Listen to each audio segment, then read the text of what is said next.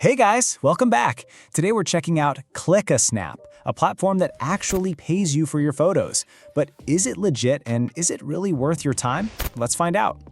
What it is. ClickASnap is an online photo sharing platform where photographers can upload their images and get paid when people view them. Unlike traditional social media sites, it positions itself as a way for creators to actually earn money instead of just giving content away for free. How it works. Here's how it works. Once you create an account, you can start uploading your photos.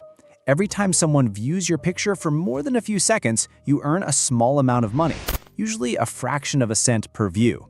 Payments build up in your account, and you can cash out once you hit their minimum withdrawal limit. There are free and paid membership tiers, with the paid plan offering higher visibility and more earning potential. Who it's for. This platform is mainly for photographers, hobbyists, and content creators who want a chance to monetize their photos without needing to sell prints or rely on only stock photo sites. What people are saying. On the positive side, many users like that it's simple to use and that you can genuinely earn money from photo views. It also gives smaller photographers exposure.